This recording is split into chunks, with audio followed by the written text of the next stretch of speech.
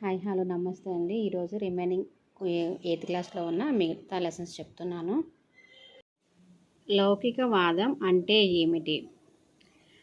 ప్రభుత్వం నుంచి మతాన్ని వేరు చేయడాన్ని లౌకికవాదం అంటారు. అంటే ప్రభుత్వానికి ఏ మతం అంటే అధికారిక మతం అనేది ఉండదు.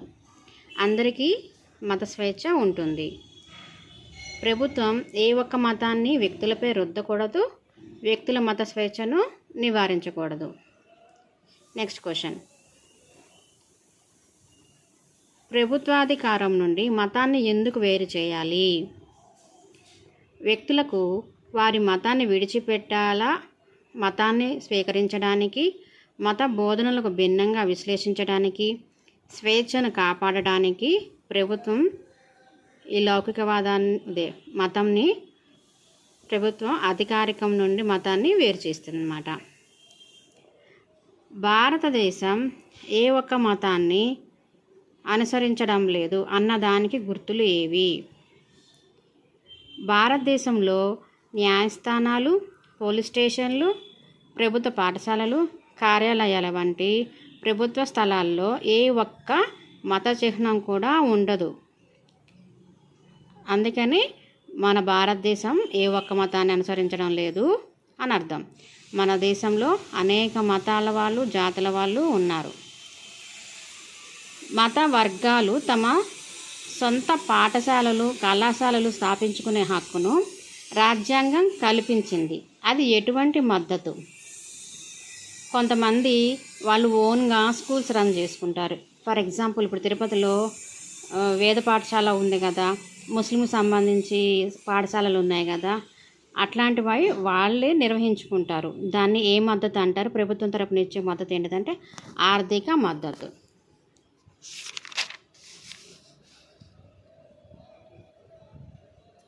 ప్రదర్శన కళాకారులు అనగా పాటలు, నాట్యం, నాటకాలు వంటి ప్రదర్శించే వారిని ప్రదర్శనకారులు అంటారు. ప్రదర్శన కళాకారులు ఇది స్టేట్మెంట్ వైజ్గా ఇవ్వచ్చు, లేకపోతే మ్యాచింగ్ టైప్ ఇవ్వచ్చు అని నేను ఒక్కొక్క దానికి ఒక్కొక్కటి విడివిడిగా చేశాను. ప్రదర్శనకారులు పనిని భద్రపరచడానికి లేదు. అంటే మన పనిని మనం దాచుకొని మనం ఎక్స్పోజ్ చేయకుండా ఉంటే మనకి ₹1 కూడా రాదు. మనలో ఎంత కళ ఉందో అంత కళని మనం బయటపెట్టాలి. ఇప్పుడు ఫర్ ఎగ్జాంపుల్ టీచర్స్ ఉన్నారు. టీచర్స్ ఏం చేయాలి? జాబ్ వచ్చింది కదా అని పిల్లలకు పాఠాలు చెప్పకుండా కూర్చుంటే సరిపోయిద్దా? మనకి డబ్బులు ఇస్తారా? ఇవ్వరు కదా. మనలో ఎంత టాలెంట్ ఉంటే అంత టాలెంట్ తోటి పిల్లలకి ఈజీ వేలో ఎలా అయితే అర్థం చేయగలుగుతాం, మనము ఎక్కువ మంది పిల్లలకి అర్థమయ్యేలాగా మనం ఏ విధంగా అయితే పాటను చెప్పగలుగుతాం, అప్పుడే మనకి తృప్తి, అందరికీ పిల్లలకు కూడా. ప్రతిసారి వారు కొత్తగా ప్రదర్శించాల్సి ఉంటుంది. చేసినదే చేయకుండా ఆ కాలానుగుణంగా మార్పులతో పాటు వీళ్ళ యొక్క ఆలోచన విధానాలను కూడా మార్పులు చేసుకొని వాళ్ళ యొక్క ప్రదర్శన అనేది ప్రదర్శించడం జరుగుతుంది. జానపదాలు అంటే పనిలో భాగంగా లేదా ఆడి పాడే పాటలను జానపదాలు అంటారు.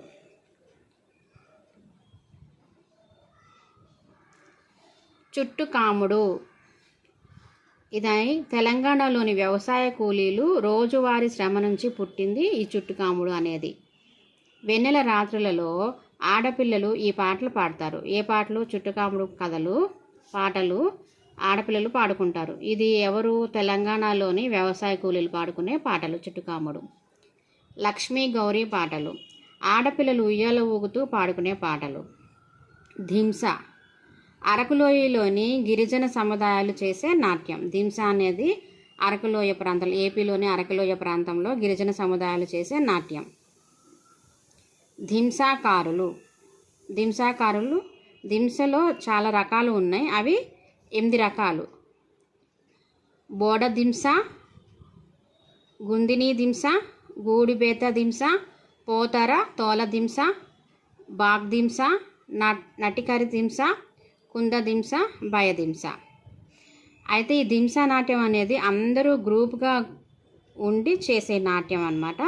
కాకపోతే ఈ నటికర ధింస అనేది ఒక్కరు మాత్రమే చేస్తారు. నటికరి ధింస ఒక్కరు మాత్రమే చేస్తారు. ఇది బృందంగా ప్రదర్శించరు. గుస్సాడి ఆదిలాబాద్కు చెందిన రాచకోండ్లు దీపావళి రోజున చేసే నాట్యాన్ని మనం గుస్సాడి అంటారు.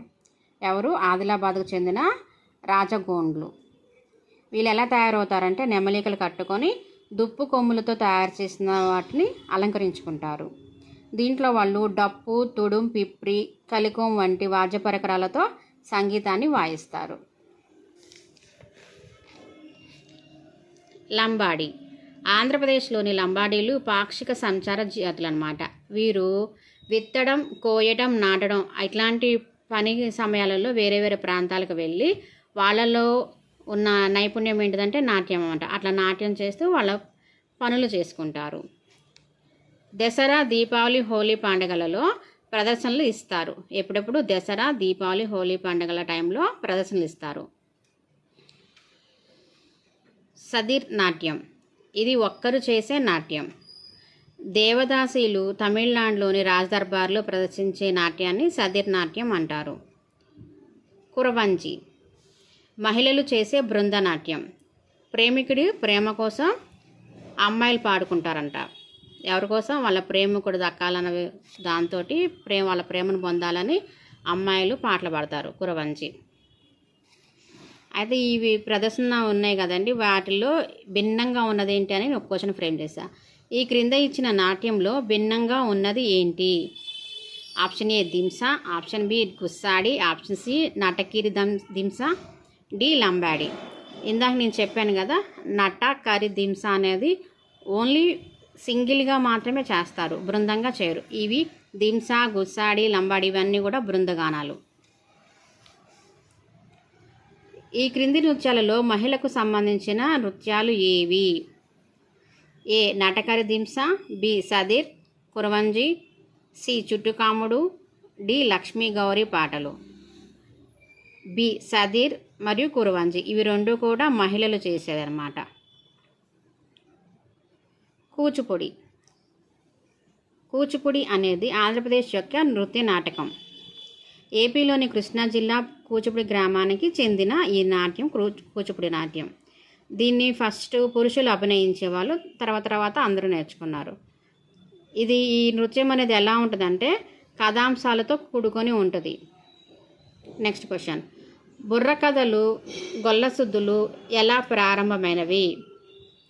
మొదట ఒక ఊరు నుండి వేరొక ఊరుకు వెళ్ళే గొర్రె కాపరులు ఈ కళలను ప్రదర్శించేవారు. ఈ బుర్రకథలు ఎవరు స్టార్ట్ చేశారంట? గొర్రెలను కాసుకునే వాళ్ళు ఒక ఊరు నుంచి ఇంకొక ఊరికి వెళ్ళేటప్పుడు వాళ్ళ యొక్క అలసటని తెలియకుండా ఉండడం కోసమని ఇట్లా కళలు ప్రదర్శించుకుంటూ వెళ్ళేవారు. వీరిలో వీరశైవంకు చెందిన వారు కూడా ఉండేవారు.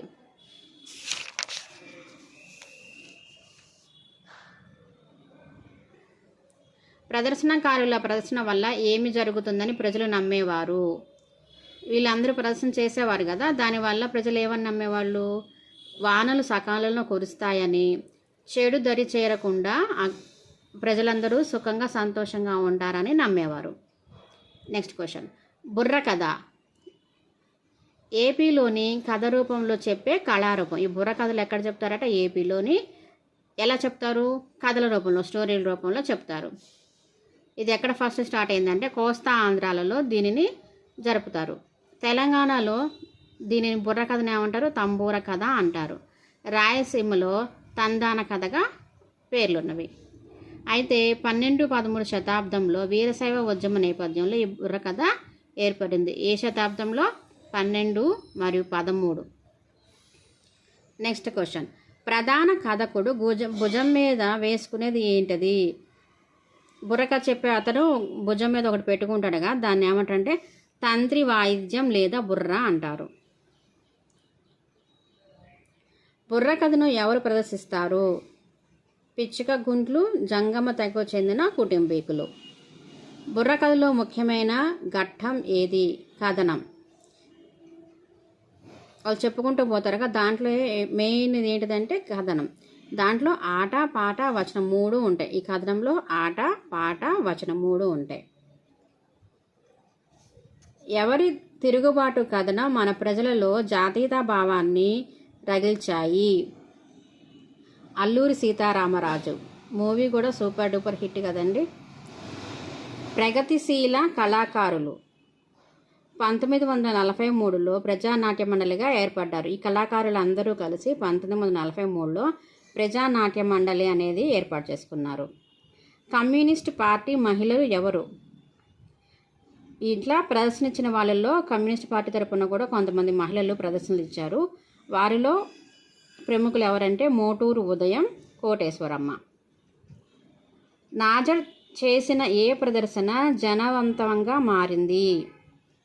మాస్కో పొలిమేరలోన. నాజర్ గారు చేసిన ప్రదర్శన ఏంటిదంటే మాస్కో పొలిమేరలోన.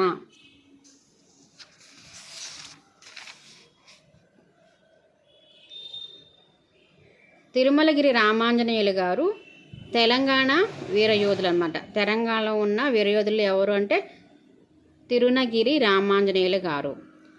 ఆదూరి అయోధ్యరామ నైజాం విప్లవం గురించి ప్రదర్శన ఇచ్చారు. ఎస్కే చౌదరి కాసిం రజ్వీ కథలు చెప్పారు. సుంకర సత్యనారాయణ కష్టజీవి అనే నాటకం. తెలంగాణలో 1944లో విష్ణూరి దేశ్ముఖ్ భూస్వామ్య దౌర్జన్యాన్ని వ్యతిరేకంగా ప్రదర్శనను ఇచ్చారు. షేక్ బదంగి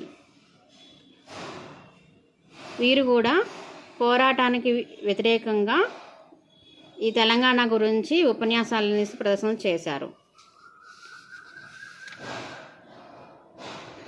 బుర్ర కథ అనగానే వినిపించే పేరు అంటే బుర్ర కథ చెప్పగానే ఎవరి పేరు గుర్తుకొస్తుంది? షేక్ నాజర్ వలి. ఈయన 1986లో పద్మశ్రీతో సహా అనేక బహుమతులు పొందారు. నెక్స్ట్ క్వశ్చన్, పింజారీ ఎవరి జీవిత కథ? నాజర్ వలి. తోలుబొమ్మలాట మనకు తెలుసు కదా, ఒక మూవీలో కమల్ హాసన్ గారి మూవీలో వస్తుంది ముకుందా ముకుందా అని. ఆ పాటలో వెనకాల నుండి హీరోయిన్ తోలుబొమ్మలాటలు ఆడిస్తూ ఉంటుంది. తెర వెనక ఉండి ప్రదర్శించే ఆట ఈ తోలుబొమ్మలాట. డైరెక్ట్గా మనకి ఎవరు కనపడరు, ఒక తెర కడతారు, ఆ తెర వెనకాల ఈ బొమ్మలు అనేది ప్రదర్శింపజేస్తారు. ఆ దాంట్లోనే స్టోరీ కూడా వచ్చేస్తుంది. తోలుబొమ్మలను జంతు చర్మంతో తయారు చేస్తారు. ఈ తోలుబొమ్మలను దేంతో తయారు చేస్తారట? జంతు చర్మంతో. తోలుబొమ్మలు 1 నుండి 6 అడుగుల ఎత్తు ఉంటుంది. అంటే అక్కడ ఉన్న స్టోరీ ప్రకారము దాంట్లో ఉన్న క్యారెక్టర్స్ని బట్టి దాని యొక్క హైట్ కూడా వీళ్ళు డిసైడ్ చేసి తోలుబొమ్మలు తయారు చేసేవారు. 18 నుండి 12 మంది సభ్యులు ఉండేవారు. 8 నుండి 12 మంది సభ్యులు ఉండేవారు. నెక్స్ట్ క్వశ్చన్, ఈ కళలు అంతరించిపోకుండా ప్రభుత్వం ఏ విధంగా వీరిని ఆదరిస్తుంది? ఇప్పుడు ఎవరికి తెలుసు బుర్ర కథలు, తోలుబొమ్మల ఆటలు, దింస ఇవన్నీ తెలియదు కదా. ఫోన్ వచ్చింది. మెయిన్ రీజను కరోనా వచ్చాక ప్రతి ఒక్కరి చేతిలో పిల్లల కోసమని ఫోన్లు కొనుక్కున్నాం. చక్కగా షార్ట్స్, ఇన్స్టాగ్రామ్స్ ఇవే చూస్తున్నాం తప్ప పిల్లలకి ఎవరికి ఇవి తెలియదు కదా. అయితే గవర్నమెంటు ఇవి అంతరించిపోకూడదని వాళ్ళని కొంత ప్రోత్సహించింది. ఎట్లా అంటే ప్రభుత్వ కార్యకలాపాలైన పారిశుద్ధ్యం, ఆరోగ్య సేవలు, ఆడపిల్లలకి కంపల్సరీగా చదువులకు సంబంధించి, కుటుంబ నియంత్రణ, పర్యావరణ వంటి అంశాలపై ప్రదర్శనలను ఇప్పిస్తుందన్నమాట. ఇట్లా ఇప్పించడం వల్ల వారికి ఏదో రకంగా జీవనోపాధిని కల్పించినట్టు ఉంటుంది. ఏ ప్రాంతంలో ఉన్న సహకార తోలుబొమ్మలాట ప్రోత్సహిస్తుంది? అనంతపురంలో సహకార తోలుబొమ్మల ఆట అనే ఒక సంస్థ ఉంది.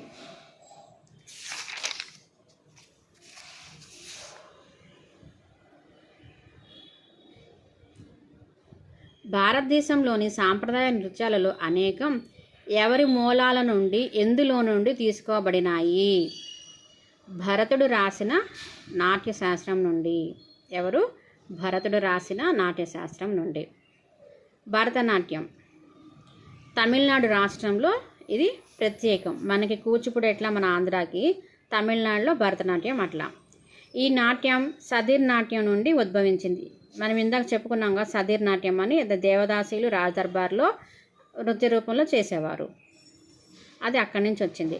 నట్టినార్లు అనే నాట్యం నేర్పే గురువుల దగ్గర వీరు నాట్యం నేర్చుకునేవారు. వీళ్ళు ఎవరంటే దేవదాసీకి పుట్టిన మగ సంతానం అన్నమాట. నట్టు నార్లు. భరతనాట్యంతో సంబంధం ఉన్న ఇతర నాట్యాలు ఏవి? సదిర్, నాచ్, దాసి, అట్టం. కందుకూరి వీరేశలింగం గారు దేనికి వ్యతిరేకంగా పోరాటం జరిపారు?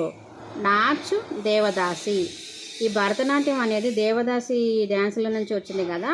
అయితే అసలు ఈ వ్యవస్థ దేవదాసి వ్యవస్థ అనేది ఉండకూడదు. అంటే వేరే విధంగా కాదు, ఆడపిల్లలు అనవసరంగా ఈ రాజులకు అక్కడున్న యజమానులకు బలైపోతున్నారని చెప్పేసి అసలు ఈ వ్యవస్థ అనేది ఉండకూడదని కందుకూరి వీరేశలింగం గారు వ్యతిరేకించారు. 1934-47 మధ్య దేవదాసి వ్యవస్థను రద్దు చేశారు. ఎప్పుడు రద్దు చేశారంటే 1934-47 మధ్య. దేవదాసికి వ్యతిరేకంగా తెలంగాణలో పోరాడింది ఎవరు? భాగ్యరెడ్డి వర్మ. మహిళా వేషధారణలో భరతనాట్యానికి పునర్జీవనం చేసింది ఎవరు? ఈ కృష్ణ అయ్యర్. అప్పుడు ఈ నాట్యం అనేది చెయ్యకూడదు, ఈ వ్యవస్థని రద్దు చేయాలి అని అనుకున్నప్పుడు ఈ కృష్ణయ్య గారు మహిళా వేషాలు వేసి భరతనాట్యాన్ని మళ్ళీ తిరిగి పునర్ప్రారంభించారనమాట. ఈయనని మళ్ళీ మద్రాస్ సంగీత అకాడమీని కూడా స్థాపించారు. భారతీయ కళలపై ఆసక్తి కనబరిచిన విదేశీ మహిళ ఎవరు? బ్యాల్లెరినా అన్నా పావ్లోవ్. ఎవరు? బ్యాల్లెరినా అన్నా పావ్లోవ్. అయితే ఈమె శిష్యురాలు దగ్గర రుక్మిణీదేవి గారు భరతనాట్యాన్ని నేర్చుకొని ప్రదర్శనలు ఇచ్చారు. ఎవరి ప్రదర్శన వల్ల తిరిగి భరతనాట్యం పూర్వ వైభవం తెచ్చుకుంది? రుక్మిణీదేవి. ఈమె కళాక్షేత్ర అనే శిక్షణా సంస్థను కూడా స్థాపించింది. దేవదాసి సాంప్రదాయ కళలను ఎవరు ప్రోత్సహించారు? బాల సరస్వతి. నెక్స్ట్, వీరిలో భిన్నమైన వారెవరు? రుక్మిణీదేవి ఏ, ఆప్షన్ బి బ్యాల్లెరినా అన్నా పావ్లోవ్, సి బాల సరస్వతి. వీళ్ళలో డిఫరెంట్గా ఉన్నది ఎవరు చెప్పండి? నేను ఇది అనుకున్న బాల సరస్వతి గారు. ఎందుకంటే వీరిద్దరూ డైరెక్ట్గా భరతనాట్యం నేర్చుకున్నారు, కానీ దేవదాసులను కూడా ప్రోత్సహించింది ఎవరు? బాల సరస్వతి గారు. నాటకాలలో రకాలు ఎన్ని? అవి ఏవి? నాటకాలలో 2 రకాలు ఉన్నాయి. ఒకటి పద్య నాటకం, 2 గద్య నాటకం. నాటకాలలో ప్రసిద్ధ నాటకారులు ఎవరు? సత్యహరిశ్చంద్ర. నాటకాలలో ప్రసిద్ధ నాటకాలు ఏంటివి? సత్యహరిశ్చంద్ర, భువన విజయం, కన్యాశుల్కం, బొబ్బిలి యుద్ధం, వర విక్రయం. సినిమా అనేది ఎప్పుడు ఎక్కడ ప్రదర్శించబడింది? 1896 జూలై 1న ముంబైలోని వాట్సన్ హోటల్లో ప్రదర్శించారు. దీనిలో ల్యూమియర్ సోదరులు మొదటి బహిరంగ ప్రదర్శన అనేది చేశారు. Next question, William Friese Greene ఏమి రూపొందించారు? అంచులతో రంధ్రాలు ఉండే సెల్యులాయిడ్ ఫిలింని కెమెరాను 1887-87లో రూపొందించారు. నెక్స్ట్ క్వశ్చన్, 1875లో అంతరాయం లేకుండా ప్రదర్శించగల సినిమా ప్రొజెక్టర్ను ఎవరు రూపొందించారు? Wood William Latham. Wood William లాంథామ్.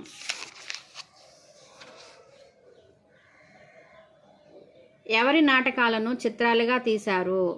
George Bernard Shaw, Shakespeare. తెలుగులో ఏ నాటకాలకు చిత్రాలుగా తీశారు?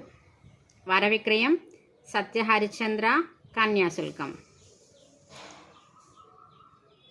అయితే అప్పట్లో ఫస్ట్ వచ్చిన మూవీస్లలో మాట వినపడకుండా ఓన్లీ బొమ్మలతోనే సినిమా తీశారు. తర్వాత దాన్ని ఏమంటారంటే ఓన్లీ మాటలు లేకుండా తీసిన దాన్ని మూకీ చిత్రం అంటారు. తర్వాత టాకీలు అనేవి వచ్చి, టాకీ అంటే టాక్ అంటాం కదా, యూ హ్యావ్ టు టాక్ అంటాం కదా, అంటే మాట్లాడటం కదా. టాకీలు అనగా మాటలతో కూడిన సినిమాలు. తెలుగులో మొదటి మూకీ చిత్రం ఏది? భీష్మ ప్రతిజ్ఞ. మొదటి టాకీ చిత్రం ఏది? భక్త ప్రహ్లాద.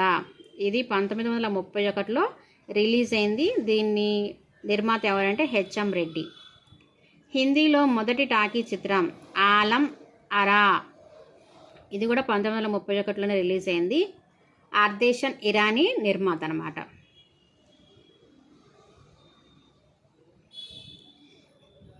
తెలుగు సినిమాకు ఆద్యుడు ఎవరు? రఘుపతి వెంకయ్య. ఈయన బందర్లో పుట్టారు, కృష్ణా జిల్లా. గెయిటీ పేరుతో సినిమా స్టూడియోను మద్రాసులో నిర్మించారు. ఏ పేరుతో? గెయిటీ అనే పేరుతో మద్రాసులో స్టూడియోను నిర్మించారు. ప్రతి సంవత్సరం చలనచిత్ర రంగంలో నంది అవార్డుతో పాటు ఏ అవార్డును ప్రదానం చేస్తారు? రఘుపతి వెంకయ్య అవార్డు. నెక్స్ట్, కళలో వచ్చిన మార్పులు. ఒక్కోసారి అడుగుతారు కదా, ఫస్ట్ క్రోనలాజికల్ ఆర్డర్లో ఏమేమి వచ్చాయని. ఇది నేను రాశాను, ఇది కరెక్టో కాదో నాకు కామెంట్ సెక్షన్లో కామెంట్ చేసి పెట్టండి. ప్రదర్శనలు, నాటకాలు, చిత్రాలు, రేడియోలు, టీవీ, కంప్యూటర్స్.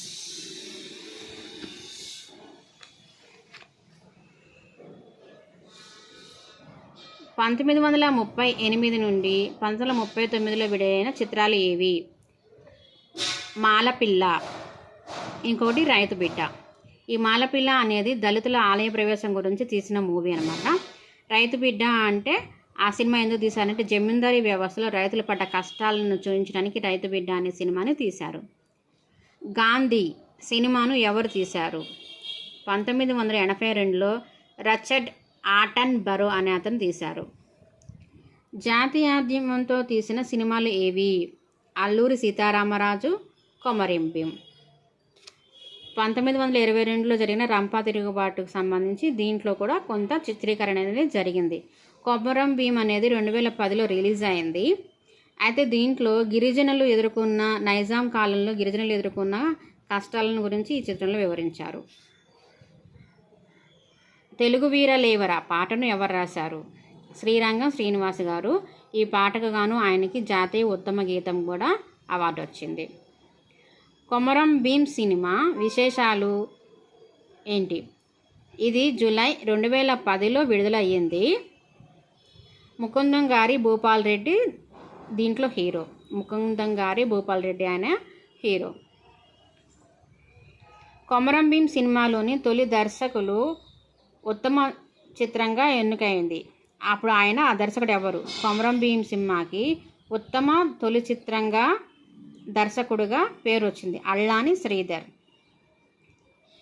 వెడలిపో తెల్లదొర అనే పాట 1949లో తీసిన మన దేశం సినిమాలోనిది. వెడలిపో తెల్లదొర. భలే తాత మన బాపూజీ ఇది 1955లోని దొంగరాముడు సినిమాలోని పాట. ఇది మనం ఎక్కువ ఇండిపెండెన్స్ డే అప్పుడు, రిపబ్లిక్ డే అప్పుడు ఫ్లాగ్ హోస్టింగ్ టైంలో పాడుకునే వాళ్ళం కదా. మొదట్లో వేటిపై గ్రంథాలను కానీ పుస్తకాలను కానీ రాసేవారు? తాటి ఆకులు, బెరడు, గుడ్డలపై రాసేవారు. 11వ శతాబ్దంలో కాగితం అనేది వచ్చింది. 15వ శతాబ్దంలో జాన్ గూటెన్బర్గ్ అచ్చు యంత్రాన్ని కనుగొనటం వల్ల ఇంకా అప్పటి నుంచి కూడా మనం పుస్తకాలలోనే చేసుకుంటున్నాం.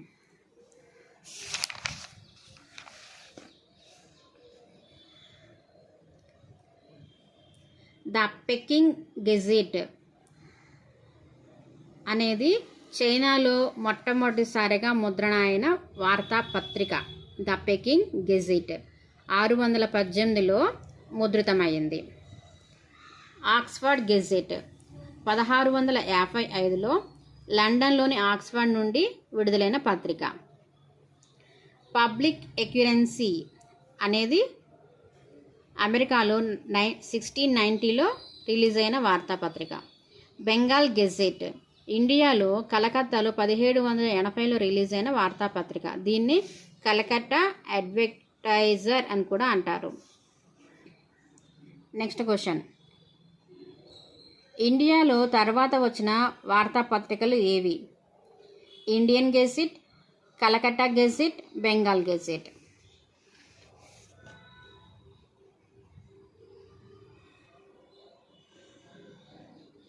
అమృత్ బజార్ పత్రికను 1868లో స్థాపించారు. దీని సంపాదకుడు ఎవరంటే శిశిర్ కుమార్ ఘోష్. అమృత్ బజార్ పత్రికను నడిపింది ఎవరు? శిశిర్ కుమార్ ఘోష్. బెంగాలీలో రిలీజ్ అయిన పత్రిక సురేంద్రనాథ్ బెనర్జీ 1883లో. బెంగాలీ అనే వార్తాపత్రిక సంపాదకుడు ఎవరు? సురేంద్రనాథ్ బెనర్జీ 1833. ద హిందూ సంపాదకులు సుబ్రహ్మణ్యం అయ్యర్ గారు 1878. కేసరి ఈ సంపాదకులు ఎవరు? తిలక్ గారు 1881. కృష్ణా పత్రిక ముట్నూరు కృష్ణారావు, ఇది మన ఏపీకి సంబంధించిందనమాట. యంగ్ ఇండియా గాంధీ గారు స్థాపించారు వార్తాపత్రికని 1918. నవజీవన్ ఈ వార్తాపత్రికను కూడా గాంధీ గారు నడిపారు. నెక్స్ట్ హరిజన్ పత్రిక, ఇది మహాదేవ్ దేశాయ్ గారు సంపాదకులు. అయితే దీంట్లో గాంధీ గారు కొన్ని వ్యాసాలను రాశారనమాట. ఇక్కడ ఇయర్ వైజ్గా ఉన్నాయి కదా, ఇయర్స్ కూడా గుర్తుపెట్టుకోండి. ఒక్కోసారి క్రోనలాజికల్ ఆర్డర్లు కూడా అడగచ్చు. పోనీ ఈ పత్రిక పేరు ఇచ్చి దీని సంపాదకులు ఎవరు అడగచ్చు, లేకపోతే సంపాదకుల పేరు ఇచ్చి ఈ పత్రికల పేర్లు అయినా అడగచ్చు. ముద్రణలో వచ్చిన మార్పులు. ఫస్ట్ తాటాకులతో చేత్తో రాసేవారు, తర్వాత మోనోటైప్, లీనోటైప్ అనే మిషన్స్ వచ్చాయి, తర్వాత కీబోర్డ్స్, తర్వాత కంప్యూటర్లు వచ్చాయి, తర్వాత లేజర్ ముద్రణ, ఇప్పుడు వాయిస్ ఓవర్. ఇప్పుడు మన వాయిస్ చెప్పగానే టక్టకా టైపింగ్ వచ్చేసి మనకి ఏది కావాలో అది వచ్చేస్తుంది కదా, అలెక్సా అనగానే. Next cricket. ఈ క్రికెట్ అనేది ఇంగ్లాండ్లో పుట్టిన ఆట. మన భారతీయ క్రీడ ఏంటో నాకు కామెంట్ సెక్షన్లో కామెంట్ చేయండి. ఇది సంపన్నులు ఆడే ఆట. బ్రిటిష్ పాలనా ప్రాంతాల్లో తీవ్ర ప్రాచుర్యం పొందిన ఆట అన్నమాట. అప్పట్లో దక్షిణాఫ్రికా, Zimbabwe, Australia, New Zealand, West Indies, Kenya, భారతదేశంలో దీనికి బాగా ఆదరణ అనేది లభించింది. ఇవి వచ్చేసరికి హాకీ, కబడ్డీ ఇట్లాంటి ఖోఖో ఆటలన్నీ కూడా అంతరించిపోయినాయి. ఏ సంవత్సరంలో టెస్ట్ మ్యాచ్ల్లో భారత బృందానికి క్రికెట్ ఆడడానికి అనుమతి లభించింది? 1932 తర్వాత. భారత్ క్రికెట్ ఎక్కడ పుట్టింది? బొంబాయిలో. ఎవరంటే పార్సీలు అనేవారు ఈ క్రికెట్ ఆడటం స్టార్ట్ చేశారనమాట మైదానాల్లో. వీళ్ళు బ్రిటిష్ వారికి అనుకూలంగా ఉండేవారనమాట. భారత క్రికెట్ క్లబ్ ఎప్పుడు ఏర్పడింది? 1848లో బొంబాయిలో ఓరియంటల్ క్రికెట్ క్లబ్గా ఏర్పడింది. క్రికెట్ క్లబ్లకు నిధులు ఎవరు సమకూర్చేవారు?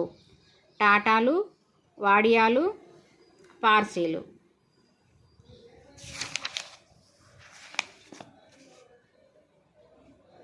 పంచముఖ పోటీ అంటే యూరోపియన్లు, పార్సీలు, హిందువులు, ముస్లింలు, ఇతరులు వీళ్ళందరూ కలిసి క్రికెట్ని ఒక పంచముఖ పోటీగా ఏర్పడి ఆడేవారంట.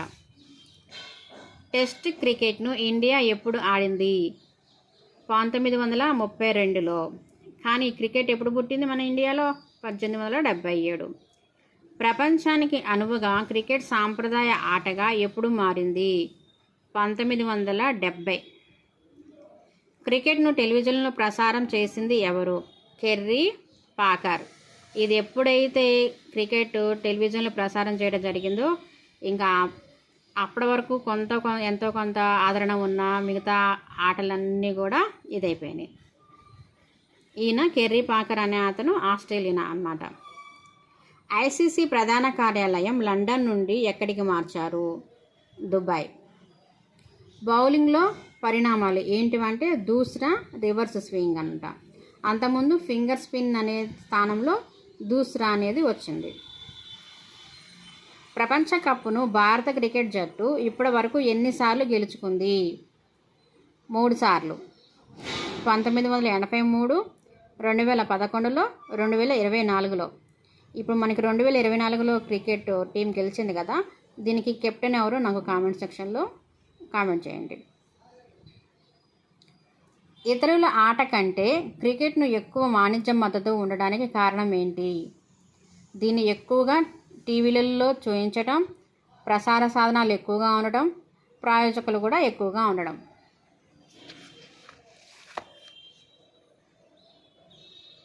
క్రికెట్ తర్వాత ప్రజాదరణ పొందిన మరో ఆట ఏంటి?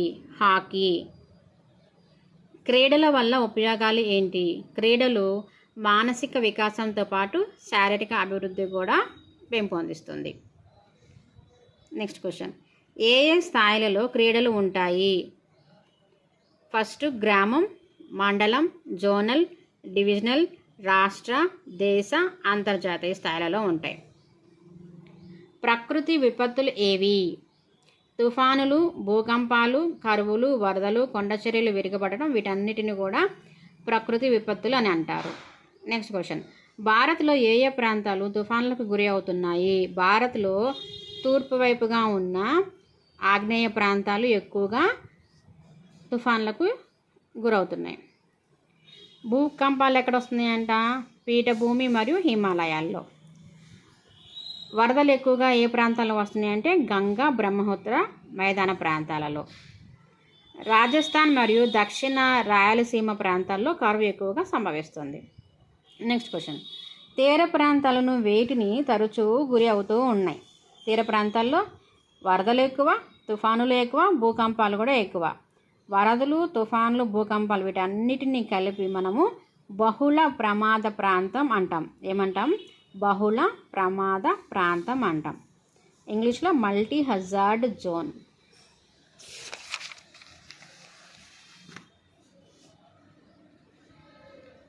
విపత్తులు ఎన్ని రకాలు? అవి ఏవి? ఆ విపత్తులు సంభవించే వేగాన్ని బట్టి విపత్తుని డివైడ్ చేస్తారంట. దీన్ని బట్టి, వేగాన్ని బట్టి. ఎన్ని రకాలు? 2 రకాలు. ఒకటి నిదానంగా సంభవించే విపత్తులు, 2 వేగంగా సంభవించే విపత్తులు. నిదానంగా అంటే కరువు, పర్యావరణ క్షీణత, చీడపురుగుల తాకిడి. కరువు అంటే వానలు సంవత్సరం, 2 సంవత్సరాలు, 3 సంవత్సరాలు ఇట్లా పడకుండా ఉండేసరికి నిదానంగా కరువు అనేది సంభవిస్తుంది. వేగంగా సంభవించే విపత్తులు భూకంపాలు, తుఫానులు, ఆకస్మిక వరదలు, అగ్నిపర్వతాలు బద్దలవ్వడం. కారణాలను బట్టి ప్రకృతి విపత్తులు. సహజ కారణాలు, మానవ నిర్మిత విపత్తులు. దీంట్లో కూడా 2 రకాలు ఉన్నాయి. ఒకటి సహజంగా ఏర్పడే విపత్తులు, మానవ నిర్మిత అంటే మానవులు చేసే తప్పుల వల్ల ఏర్పడే విపత్తులు. సహజంగా ఏర్పడేవి ఏంటివంటే ప్రకృతి విపత్తులు. సునామీ ఏర్పడడం, కొండ చర్యలు విరగబడడం, తుఫాన్లు, వరదలు ఇట్లాంటివన్నీ కూడా. మానవ నిర్మిత తప్పిదాలు ఏంటివంటే భోపాల్ గ్యాస్ లీకేజ్, అది 1984లో సంభవించింది. 1997లో ఢిల్లీలో ఉపహార్ సినిమాలో అగ్ని ప్రమాదం ఏర్పడింది థియేటర్లో. 2002లో రాజధాని రైలు పట్టాలు తప్పటం. 2003లో తమిళనాడు పాఠశాలలో అగ్ని ప్రమాదం ఏర్పడటం. జైపూర్లో 2008లో జైపూర్ పేలుళ్ళు. వైజాగ్లో గ్యాస్ లీకేజ్. ఏ గ్యాస్ లీకేజ్ వల్ల వైజాగ్లో ప్రమాదం అనేది ఏర్పడింది? నాకు కామెంట్ సెక్షన్లో కామెంట్ చేయండి. నెక్స్ట్ క్వశ్చన్, విపత్తు నిర్వహణ అంటే ఏంటి? విపత్తులు ఏర్పడినప్పుడు వాటిని ఎలా మేనేజ్ చేస్తారు అని.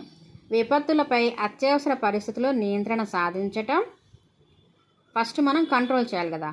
ప్రభావాన్ని నివారించటం లేదా తగ్గించటం, వాటి నుండి కోలుకోవడానికి దోహదం చేసే చర్యలు చేపట్టడం. దీనినే విపత్తుల నిర్వహణ అంటారు.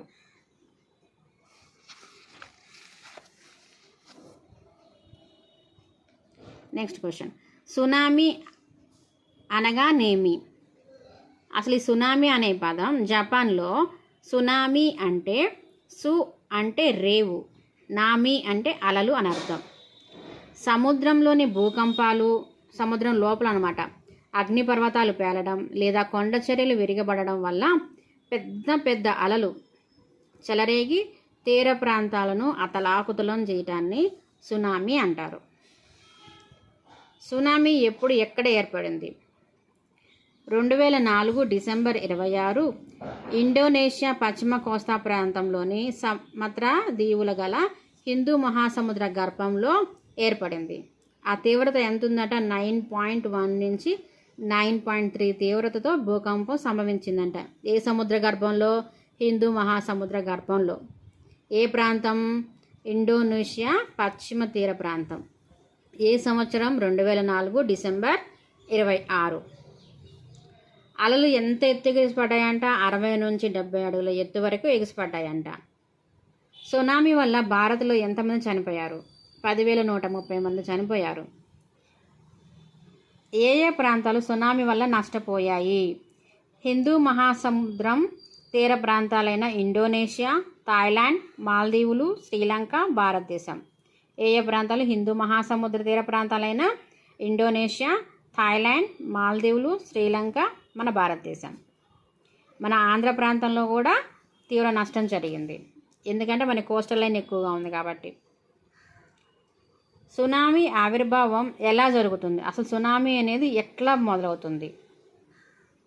నీటి లోపల పలకల కదలిక, అగ్నిపర్వతాల విస్ఫోటం వలన సునామీ అనేది ఫస్ట్ స్టార్ట్ అవుతుంది. తర్వాత సునామీ అలలు ఏర్పడుతుంది. ఈ పేలిపోయిన తర్వాత ఏమవుతుంది? ఆ వేడికి ఇవి బయటికి వచ్చేస్తాయి అలలాగా. అలలు తీరాన్ని చేరుతున్నప్పుడు వాటి వేగం, తరంగదైర్ఘ్యం తగ్గుతాయి. అలలు ఎగురుతాయి అన్నమాట. అలలు తీరాన్ని తీవ్ర శక్తితో తాకుతాయట, స్పీడ్గా.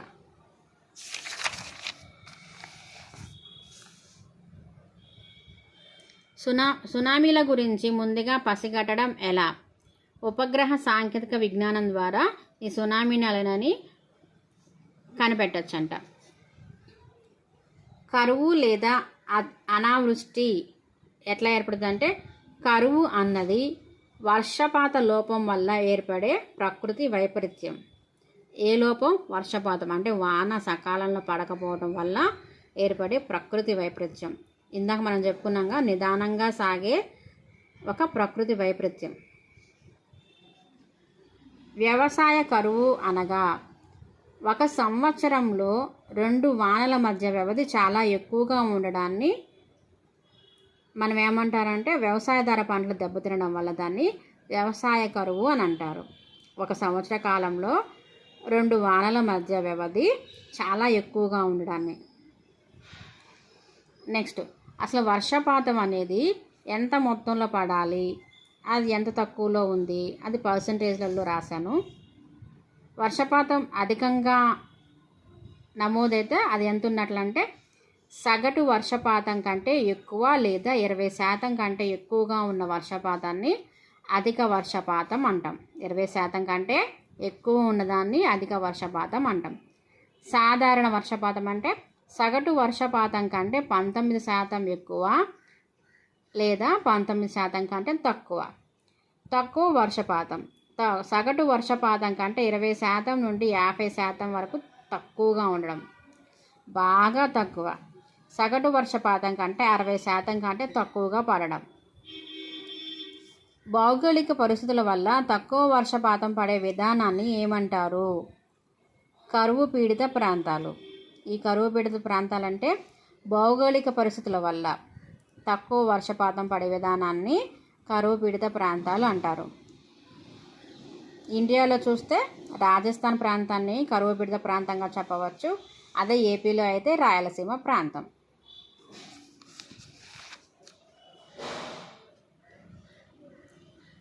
కరువు వల్ల ప్రభావమయ్యే పరిణామాలు ఏవి? భూగర్భ జలాలు నీటి మట్టం పడిపోవటం, తాగునీటి కొరత. ఫస్ట్ కరువు వల్ల మనకు మెయిన్ ఎదురయ్యే సమస్య ఏంటంటే భూగర్భ జలాలు ఎండిపోవడం, అంటే భూమి లోపల జలం అనేది లేకుండా పోవటం. దానివల్ల మనకి తాగడానికి కూడా నీరు దొరకట్లేదు. పంటలు పండకపోవటం, వ్యవసాయ అనుబంధ రంగాలలో ప్రజల కొనుగోలు శక్తి తగ్గుతుంది. మరి పంటలు పండకపోతే మనం అమ్ముకోలేము, వాటి నుంచి డబ్బు రాదు, మనం కొనుగోలు చేయలేము. డబ్బులు వస్తేనే కదా కొనగలుగుతాం. నెక్స్ట్, ఆహార కొరత ఏర్పడుతుంది, పశుగ్రాస కొరత ఏర్పడుతుంది. నెక్స్ట్ క్వశ్చన్, వర్షపు నీటి నిల్వ ఎలా చేసుకుంటామంటే, నీటిని నిల్వ చేయడానికి ఇంకుడు గుంటలు ఏర్పాటు చేసుకుంటాం. పట్టణాలలో అయితే పైకప్పుల ద్వారా నీటిని నిల్వ చేసుకుంటాం, లేదా ప్రత్యేకించి కట్టిన ట్యాంకులు, సంపులలో నీటిని నిల్వ చేసుకుంటాం. వర్షపు వాటర్ని. వాటర్ షెడ్ డెవలప్మెంట్ అంటే ప్రకృతి వనరులను సరిగ్గా ఉపయోగించుకునేలా సామర్థ్యాన్ని బట్టి నేలను ఉపయోగించుకోవడాన్ని వాటర్ షెడ్ డెవలప్మెంట్ అంటాం. నీటి వనరులను అభిలషణీయంగా వినియోగించుకోవడం ఈ పథకం ఉద్దేశం.